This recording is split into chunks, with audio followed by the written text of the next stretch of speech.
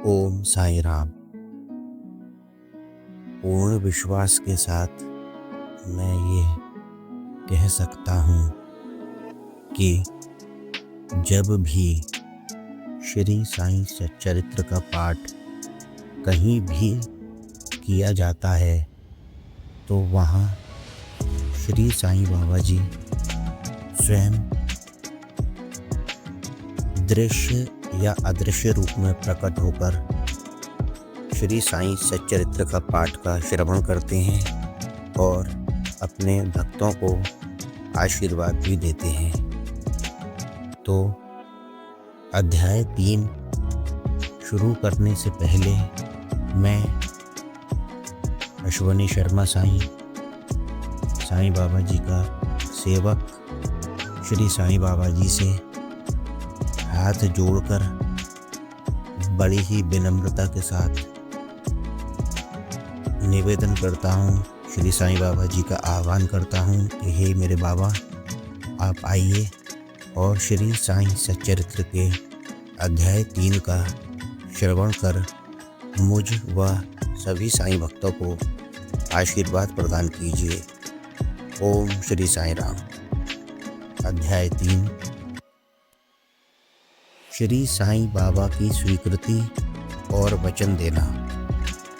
जैसा कि गत अध्याय में वर्णन किया जा चुका है, बाबा ने सच्चरित्र लिखने की अनुमति देते हुए कहा कि सच्चरित्र लेखन के लिए मेरी पूर्ण अनुमति है।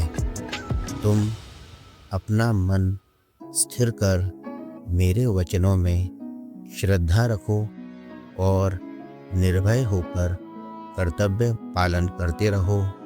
यदि मेरी लीलाएं लिखी गईं तो अविद्या का नाश होगा तथा ध्यान व भक्ति पूर्वक श्रवण करने से दैहिक बुद्धि नष्ट होकर भक्ति और प्रेम की तीव्र लहर प्रवाहित होगी और जो इन लीलाओं की अधिक गहराई तक खोज करेगा उसे ज्ञान रूपी अमूल्य रत्न की प्राप्ति हो जाएगी। इन वचनों को सुनकर हेमाड पंत को अति हर्ष हुआ और वे निर्भय हो गए। उन्हें दृढ़ विश्वास हो गया कि अब कार्य अवश्य ही सफल होगा। बाबा ने श्यामा की ओर दृष्टिपात कर कहा, जो प्रेम पूर्वक मेरा नाम स्मरण करेगा मैं उसकी समस्त इच्छाएं पूर्ण कर दूंगा। उसकी भक्ति में उत्तरोत्तर वृद्धि होगी। जो मेरे चरित्र और कृत्यों का श्रद्धा पूर्वक गायन करेगा उसकी मैं हर प्रकार से सदैव सहायता करूंगा। जो भक्तगण हृदय और प्राणों से मुझे चाहते हैं उन्हें मेरी कथाएं श्रवण कर स्वभावतः प्रसन्नता होगी। विश्वास रखो कि जो कोई मेरी लीलाओं का कीर्तन करेगा उसे परमानंद और चिर संतोष की उपलब्धि हो जाएगी। यह मेरा वैशिष्ट्य है कि जो कोई अनन्य भाव से मेरी शरण आता है, जो श्रद्धा पूर्वक मेरा पूजन निरंतर स्मरण और मेरा ही ध्यान किया करता है, उसको मैं मुक्ति प्रदान कर देता हूँ। जो नित्य प्रति मेरा नाम स्मरण और पूजन कर मेरी कथाओं और लीलाओं का प्रेम पूर्वक मनन करते हैं, ऐसे भक्तों में सांसारिक वासनाएं और अज्ञान रूपी प्रवृत्तियां कैसे ठहर सकती हैं। मैं उन्हें मृत्यु के मुख से बचा लेता हूँ। मेरी कथाएं श्रवण करने से मुक्ति हो जाएगी। अतः मेरी कथाओं को श्रद्धापूर्वक सुनो, मनन करो। सुख और संतोष प्राप्ति का सरल मार्ग ही यही है। इससे श्रोताओं के चित्त को शांति प्राप्त होगी और जब ध्यान प्रगाढ़ और विश्वास दृढ़ हो जाएगा तब अखंड चैतन्य घन से अभिन्नता प्राप्त हो जाएगी। केवल साईं साईं के उच्चारण मात्र से ही उनके समस्त पाप नष्ट हो जाएंगे। भिन्न भिन्न कार्यों की भक्तों को प्रेरणा। भगवान अपनी किसी भक्त को मंदिर, मठ, किसी को नदी के तीर पर घाट बनवाने, किसी को तीर्थ पर्यटन करने और किसी को भगवत कीर्तन करने एवं भिन्न भिन्न कार्य करने की प्रेरणा देते हैं, परंतु उन्होंने मुझे साईं सच्चरित्र लिखने की प्रेरणा दी। मुझे किसी भी विद्या का पूर्ण ज्ञान न होने के कारण मैं इस कार्य के लिए सर्वथा अयोग्य था, अतः मुझे इस दुष्कर कार्य का दुस्साहस क्यों करना चाहिए। श्री साईं महाराज की यथार्थ जीवन का वर्णन करने की सामर्थ्य किसे है। उनकी कृपा मात्र से ही कार्य संपूर्ण होना संभव है। इसलिए जब मैंने लेखन प्रारंभ किया तो बाबा ने मेरा अहम नष्ट कर दिया और उन्होंने स्वयं अपना चरित्र रचा। अतः इस चरित्र का श्रेय उन्हीं को है, मुझे नहीं। जन्मतः ब्राह्मण होते हुए भी मैं दिव्य चक्षु विहीन था, अतः साईं सच्चरित्र लिखने में सर्वथा अयोग्य था। परंतु श्री हरि कृपा से क्या संभव नहीं है। मूक भी वाचाल हो जाता है और पंगु भी गिरवर चढ़ जाता है। अपनी इच्छानुसार कार्य पूर्ण करने की युक्ति वे ही जाने।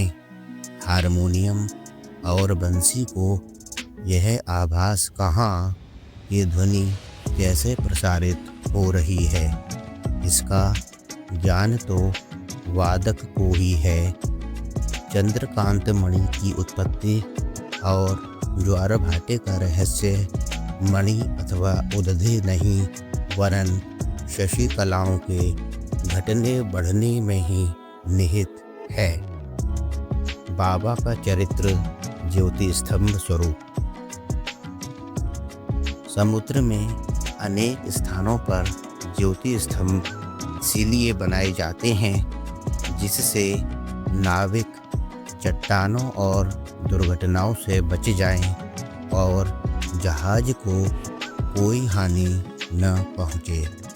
इस भवसागर में श्री साईं बाबा का चरित्र ठीक उपर्युक्त भांति ही उपयोगी है। वह अमृत से भी अति मधुर और सांसारिक पथ को सुगम बनाने वाला है। जब वह कानों के द्वारा हृदय में प्रवेश करता है तब दैहिक बुद्धि नष्ट हो जाती है और हृदय में एकत्रित करने से समस्त कुशलताएं लोप हो जाती हैं। अहंकार का विनाश हो जाता है तथा बौद्धिक आवरण लुप्त होकर ज्ञान प्रकट हो जाता है। बाबा की विशुद्ध कीर्ति का वर्णन निष्ठापूर्वक श्रवण करने से भक्तों के पाप नष्ट होंगे, अतः यह मोक्ष प्राप्ति का भी सरल साधन है।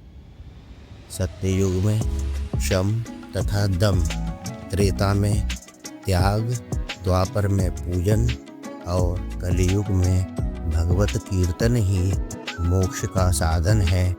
यह अंतिम साधन चारों वर्णों के लोगों को साध्य भी है। अन्य साधन योग, त्याग, ध्यान, धारणा आदि आचरण करने में कठिन है, परंतु चरित्र तथा हरि कीर्तन का श्रवण तो अत्यंत ही सुलभ है। केवल उन पर ध्यान देने की ही आवश्यकता है। कथा श्रवण और कीर्तन से इंद्रियों की स्वाभाविक विषयासक्ति नष्ट हो जाती है और भक्त वासना रहित होकर आत्म साक्षात्कार की ओर अग्रसर हो जाता है।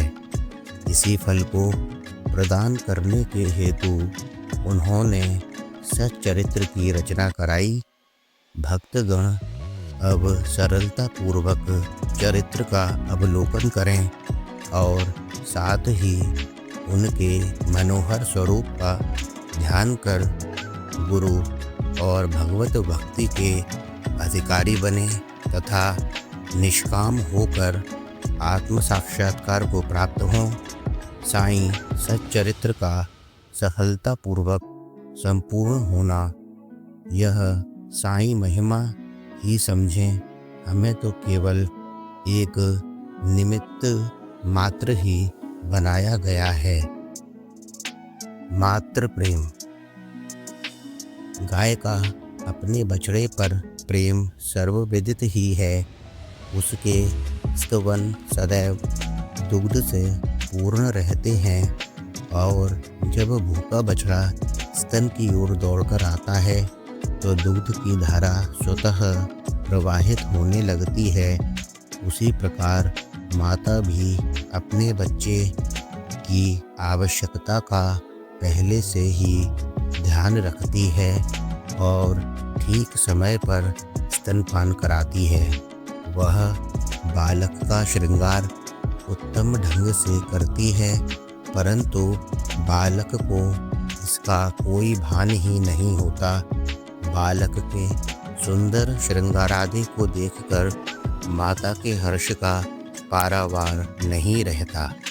माता का प्रेम विचित्र, असाधारण और निस्वार्थ है, जिसकी कोई उपमा नहीं है। ठीक इसी प्रकार सद्गुरु का प्रेम अपने शिष्य पर होता है। ऐसा ही प्रेम बाबा का मुझ पर था। उदाहरणार्थ वह निम्न प्रकार था। हेमाड पंत जी कहते हैं कि सन 1916 में मैंने नौकरी से अवकाश ग्रहण किया। जो पेंशन मुझे मिलती थी वह मेरे कुटुंब के निर्वाह के लिए अपर्याप्त थी। उसी वर्ष की गुरु पूर्णिमा के दिवस में मैं अन्य भक्तों के साथ शिरडी गया। वहाँ अरुणा चिंचणीकण ने स्वतः ही मेरे लिए बाबा से इस प्रकार प्रार्थना की, इन पर कृपा करो। जो पेंशन इन्हें मिलती है वह निर्वाह योग्य नहीं है। कुटुंब में वृद्धि हो रही है, कृपया और कोई नौकरी दिला दीजिए ताकि इनकी चिंता दूर हो और ये सुखपूर्वक रहें। बाबा ने उत्तर दिया कि इन्हें नौकरी मिल जाएगी, परंतु अब इन्हें मेरी सेवा में ही आनंद लेना चाहिए। इनकी इच्छाएं सदैव पूर्ण होंगी। इन्हें अपना ध्यान मेरी ओर आकर्षित कर अधार्मिक तथा दुष्ट जनों की संगति से दूर रहना चाहिए। इन्हें सबसे दया और नम्रता का बर्ताव और अंतःकरण से मेरी उपासना करनी चाहिए। यदि ये इस प्रकार आचरण कर सकें तो नित्यानंद के अधिकारी हो जाएंगे। रोहिला की कथा। यह कथा श्री साईं बाबा के समस्त प्राणियों पर समान प्रेम की सूचक है। एक समय रोहिला जाति का एक मनुष्य शिरडी में आया। वह ऊंचा, पूरा सुदृढ़ एवं सुगठित शरीर का था। बाबा के प्रेम से मुग्ध होकर वह शिरडी में ही रहने लगा। वह आठों प्रहर अपनी उच्च और कर्कश आवाज में कुरान शरीफ के कलमे पढ़ता और अल्लाह अकबर के नारे लगाता था। शिरडी के अधिकांश लोग खेतों में दिन भर काम करने के पश्चात जब रात्रि में घर लौटते तो रोहिला की कर्कश पुकारें उनका स्वागत करती थीं। इस कारण उन्हें रात्रि में विश्राम न मिलता था, जिससे वे अधिक कष्ट और असुविधा का अनुभव करने लगे। कई दिनों तक तो वे मौन रहे, परंतु जब कष्ट असहनीय हो गया तब उन्होंने बाबा के समीप जाकर रोहिला को मनाकर इस उत्पात को रोकने की प्रार्थना की। बाबा ने उन लोगों की इस प्रार्थना पर ध्यान न दिया।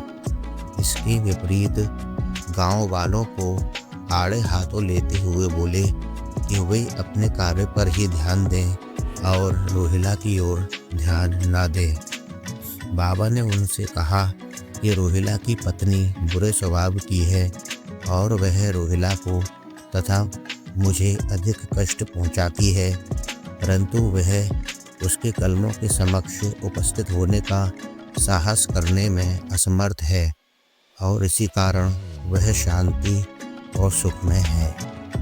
यथार्थ में रोहिला की कोई पत्नी न थी। बाबा का संकेत केवल विचारों की ओर था।